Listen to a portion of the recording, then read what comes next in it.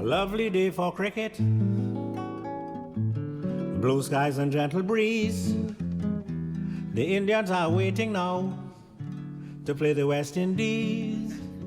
Now, my next guest is an international sports TV director and the senior director of the ICC, that's the International Cricket Council. Now, this gentleman has directed 7 Cricket World Cups, 3 Olympic Games and numerous Commonwealth Games all over the world.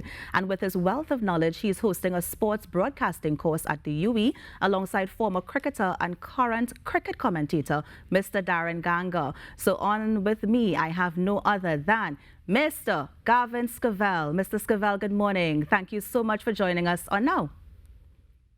Good morning, Kimberly. Quite an introduction. Thank you for that. I mean, Mr. Scovell, I had to. And thank you so much for joining us. You're live from the UK. How is it looking this morning?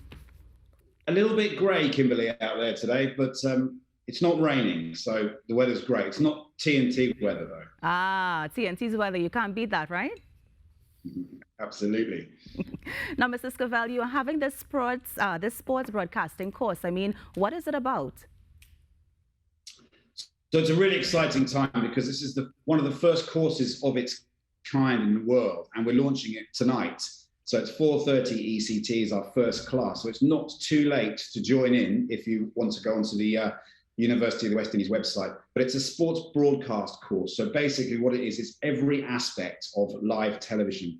And I know that some of your staff there, some of the people in your ear right now have worked with me in the past. My background is, like I said, I'm a live sports TV director, but I also do a lot of work in the region. So we did an Under-19 World Cup in the Caribbean recently, and we do the CPL every year. So your producer, I believe, sits next to me actually, so she'll know better than anything how the world of live television works. And it's a very difficult thing to sort of immerse yourself in because it's not an easy job.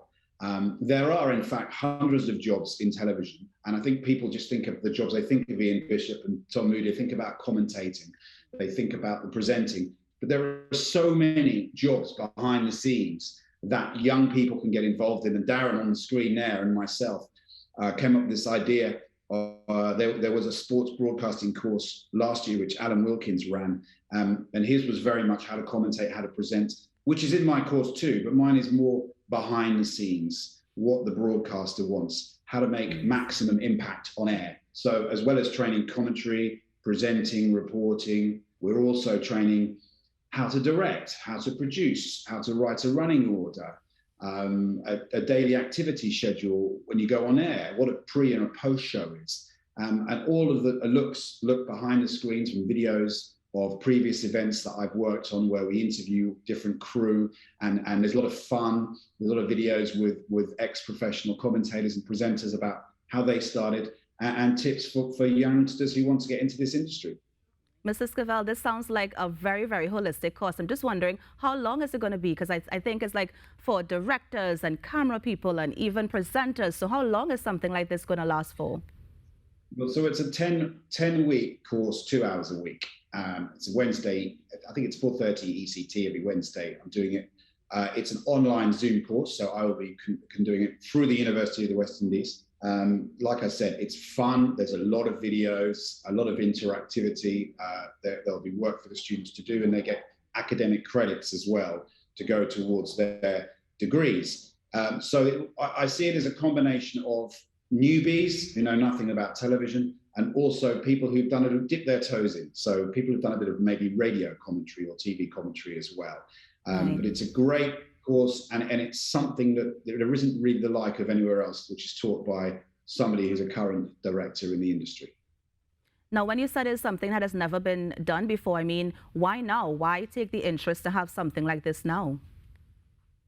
Look, this is a really exciting time to be in the media industry. There are so many events now. The pandemic is over, everything's opening up again, and there's never been so many opportunities, especially in TV.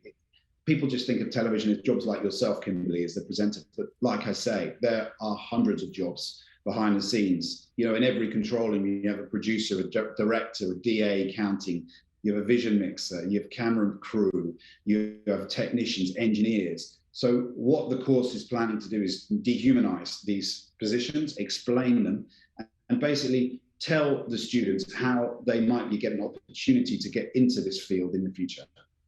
Right. Now, Mr. Scovell, there might be some, kind of negative perception of our local crew here. And I was just wondering how we can bridge the gap to make more of our local broadcasters kind of cross the border and go across into the international arena to either produce or direct or present something such as cricket or even sports on the whole. Yes, good question. Well, I work for the ICC, and we do a lot of massive events, especially in cricket. Well, they're all cricket events. And we're always looking for new crew. And when we do an event, so I've just been doing the Women's World Cup in New Zealand. We're planning now for the Commonwealth Games is coming up. And then the next big ICC event is the Men's World T20 in Australia in October. And for events like that, we take crew from all over the world. So we take the best of the best. It's almost like doing a fantasy league, picking your ultimate crew and taking them around the world. There are West Indians, and there have been for a long time in all of our crews, from the commentary box to the cameramen and women. And, recently I've been working with vision mixers, with producers, with reporters, and some presenters as well, and training them and getting them to a standard where they can walk into a global production and shine. And Trinidad, especially because of the CPL, we've worked there a lot. There is a lot of talent there, and it's really exciting that we be able to sort of describe these jobs to the local talent pool. Right. Now, as an international TV director, you actually just mentioned that fantasy group of, presenters and crew that you put together. I was just wondering how our local crew compares to what you've been seeing on the international level. Well, a few of them have been doing it for a very long time, and they're very good already. I think, for me, the job is to spread the knowledge base and give, good people more experience of working overseas. So I'm not going to compare, the product that comes out of the West Indies, because it is as good as many places in the world, to be honest. It could be better. And I think once people understand the dynamic of how it works and what jobs are available, and, I've been working with some wonderful people recently. It's in different parts of television at all, like I said, behind the scenes. And it's really exciting to see them coming forward and making a difference. And I think that all you can be is persistent and keep knocking on the door. And one day your opportunity will come. Now, Mrs. Scovell, that is actually my next question, because apart from the course that you're offering, I mean, young aspiring, sports broadcasters and commentators, if they're looking at this program now, what more can they do to break into that international market or even, step into the industry? Well, I think the first thing you have to remember is it's a very, very difficult industry to break into. But once you're in it, it's actually very small.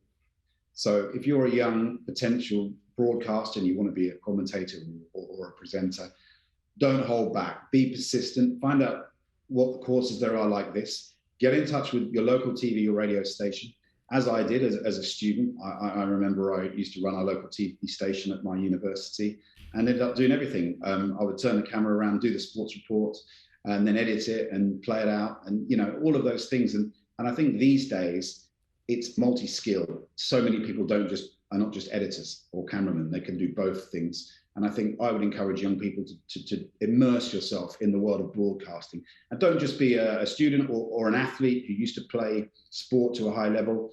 Become a broadcaster, get inside your sport. And I think that's the key to this whole course, is immersing yourself in the industry and with a view to a potential 30-year career, maybe. Now, Mrs. Scovell, as you said, immerse yourself. I want to imagine that you would have also immersed yourself. I mean, your father is Brian Scovell. He would have written the official biographies of Brian Lara and Sir Gary Sobers. I mean, he was the best friend of Barbadian broadcaster Tony Cozier. So you would have grown up around cricket as well. I mean, is this something that you always intended to do, or did it just happen to fall into your lap because of who your father was?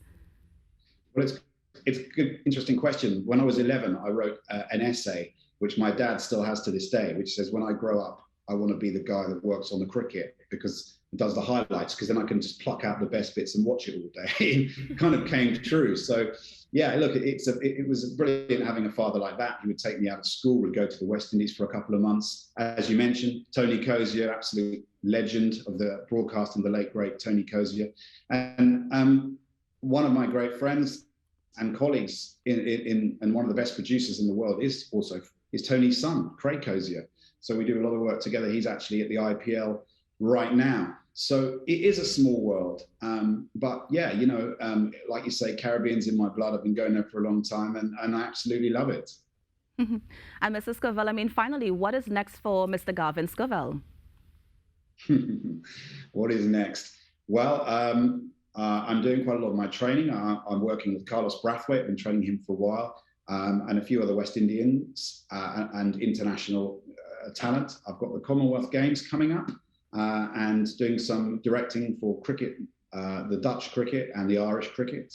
And then later, like I said, in the year after the Commonwealth Games, we have the Men's World T20 in Australia, which is a huge tournament, which we are accruing as I speak right now. So yes, plenty of opportunity there. And Mr. Scovell, just remind us again when the course is taking place, the cost of it, and where we can get more information about it. So the course takes place on, oh, there's your producer right there, sitting next to me. Hello. Yeah, the course takes place on Wednesdays, 4:30 ECT. There was a link up earlier, which I'm sure will come up again with the details on it. It's $400 per student, and it's already attracted quite a lot of attention. So you've got to be quick because it starts in about, well, just over 9 hours time. So don't delay, get onto that link and sign up because it's a fantastic course and I'm sure you'll really enjoy it. Nice. Mr. Scovell, thank you so much for joining us. And yes, that was our producer, Leslie, that you just saw in the picture next to you. I knew it. Thank you so much for joining us on the Now Morning Show, and all the best with the program. Thank you. Okay.